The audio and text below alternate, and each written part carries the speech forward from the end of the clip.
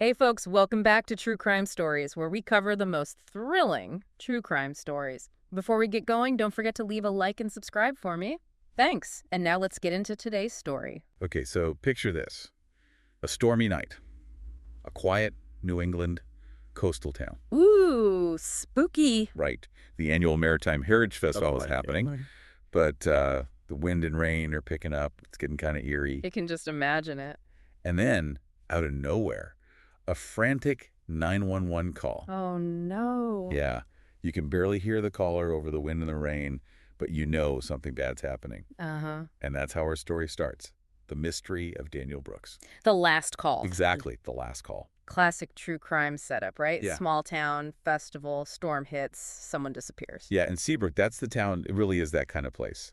New England coast, beaches, everyone knows everyone. Picturesque, but with a dark side. Exactly. And the darkness, it found Daniel Brooks. A retired fisherman. Yeah, like a real beloved local guy. Always had a story, Mhm. twinkle in his eye. What makes this case so interesting is that, well, everyone knew Daniel. So many people could be involved. Oh, absolutely. It's not just a list of suspects. It's like a whole slice of Seabrook. We've got Trevor Marks. Newcomer. Yeah, charming, but he and Daniel didn't get along, especially about fishing rights. A clash of old ways and new ways. Right. And then there's Elena Carter, journalist, good friend of Daniel's. She was in town for the festival. An outsider's perspective. Yeah, exactly. And then we can't forget Talia Reddle. Local barista. Yeah, basically family to Daniel. Yeah. The heart of Seabrook, you could say. And then you've got Minnie Halloran, the older resident who had some issues with Daniel. Over fishy rigs. Exactly. And then Leo Donati, the, how do I put this? Rumpy boat mechanic. Yeah, that's him. Money troubles with Daniel.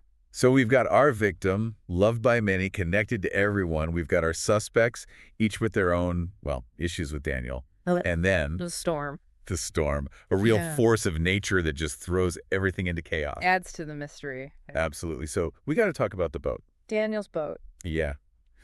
Picture it, okay? The storm's passed, the sea's still rough, and there's this empty boat just drifting by the docks with bloodstains on the deck. And It is. The blood obviously means something bad happened. But no Daniel. And the storm, while dramatic, it could have washed away evidence. Or sure. So the police, led by Detective Sins, a very thorough guy, they've got a puzzle with missing pieces. And the pieces they find, they just make things even more complicated. Right. The forensics are like something out of TV. The blood on the boat, yeah, it's Daniel's. But there's another sample, and they don't know whose it is. Unknown person. Yeah. Plus there are scratches, handprints. Someone was fighting. A struggle. Definitely a struggle. But here's the thing that really gets you. Muddy footprints leading away from the water. Away. Away, size 11. And guess what? Trevor's shoe size. Bingo. Our charming newcomer, who maybe wasn't so fond of Daniel's fishing methods, is suddenly looking very suspicious. His alibi was that he stayed on shore during the storm. Right. Footprints by the dock. Not so much. And then there's Daniel's cell phone. Oh. Detective Sins finds all these messages, heated exchanges between Daniel and Trevor. About what? Hints about illegal fishing. A real clash between the old ways and the new, So their conflict, it was more than just fishing methods. Yeah, a lot more. Maybe Daniel knew too much, and Trevor wanted him quiet. So we've got tangled relationships, forensic evidence pointing to a fight, and a possible motive in those text messages. Things are heating up. Absolutely. Yeah. And Detective Sins, he's not letting up. He starts checking everyone's alibis very carefully. Talia and Elena, they were together at a tavern when Daniel disappeared. Multiple witnesses, pictures with timestamps. Their alibi is solid. Okay. But Trevor's. Trevor. Let's just say his story starts falling apart. He claimed he was at the tavern too. No one remembers seeing him. Exactly. So now you've got Talia and Elena with a rock-solid alibi, and Trevor, whose story has more holes than a fishing net. Yeah, he lied about being on shore. And those footprints. And the text messages, it's not looking good for him. Detective Sins, he knows this. Okay. So he confronts Trevor, lays out all the evidence, the blood, the footprints, the messages. Like setting a trap. Exactly. And you know what? The pressure works. Trevor cracks. He admits he was on the boat, admits there was a fight, admits Daniel went overboard. But Of course, there's a but. He says it was an accident. an accident. Yeah, things got out of hand, the storm, they were drinking, the argument. It just happened. Does Detective Sins believe him? Well, that's the million-dollar question, right? Trevor's confession changes everything. How so? It's not about who anymore, it's about how and why. Okay, I see. Did Trevor push Daniel? Or did Daniel really just slip and fall? That's where the legal battle comes in, right? Exactly. We're moving out of the shadows and into the courtroom. The stakes are higher now. And the whole town's watching. Oh, absolutely. The trial, it becomes this whole microcosm of Seabrook itself. All the secrets, all the tension, it's all laid bare. Fascinating. The prosecution, they go for involuntary manslaughter. Not murder. Nope.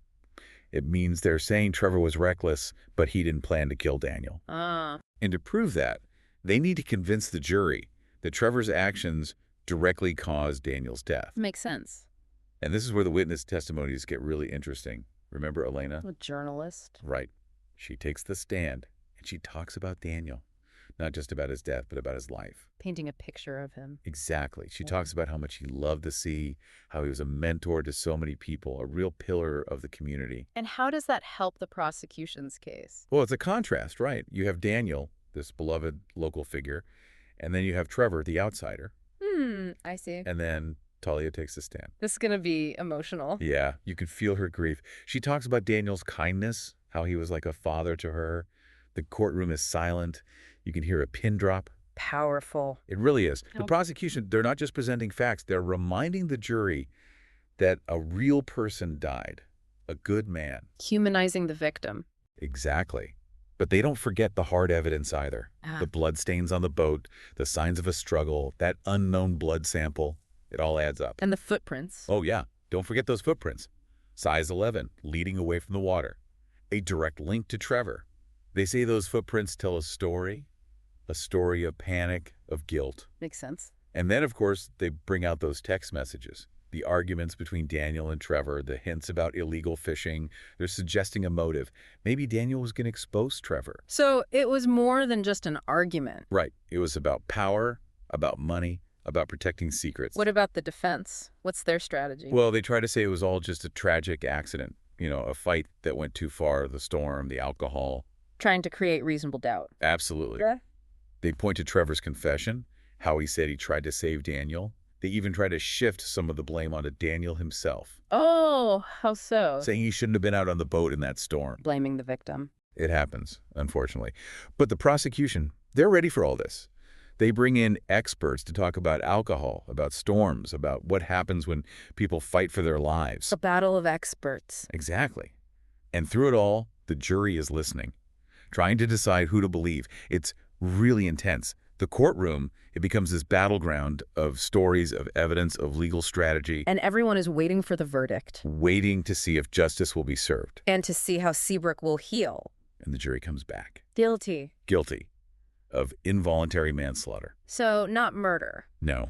But still, it means they believe Trevor was responsible for Daniel's death. Even if it was an accident. Exactly. His actions had consequences.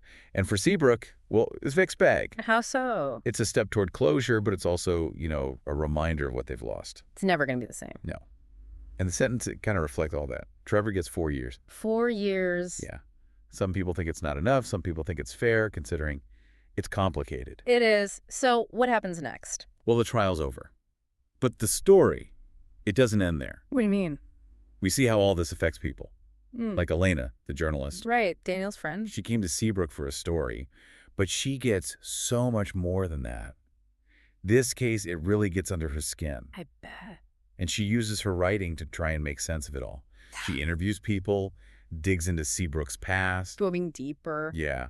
And she finds all these hidden tensions, these secrets that were always there, just below the surface. Wow. So her writing becomes like a way to process everything. Exactly. Right. It's her way of honoring Daniel, too. That's beautiful. What about Talia? How does she cope? Talia, she turns to music. She pours all her grief, her love for Daniel, everything into her songs. That makes sense. And people, they connect with her music. It's like a soundtrack for their own grief. Healing through art. Yeah. She even writes this one song, The Fisherman's Farewell. It's haunting, but hopeful, too. It's about loss, but also about how Daniel's memory lives on. Right. And then there's this concert she holds for him on the beach, On the beach. right where he felt most at home. The whole town comes. And as Talia's singing, with the sun setting, the waves crashing, it's like this moment of peace, of healing. Amazing. So even in this dark story, there's light. Exactly. It reminds you that even in the face of tragedy, even when things seem broken, there's always hope. There's always beauty. And the human spirit, it's strong. It finds a way. A powerful message. It really is. And as we finish this deep dive into The Last Call, I hope that's what stays with you, the power of stories, the strength of community, and the way we find hope, even in the darkest of times. Beautifully said.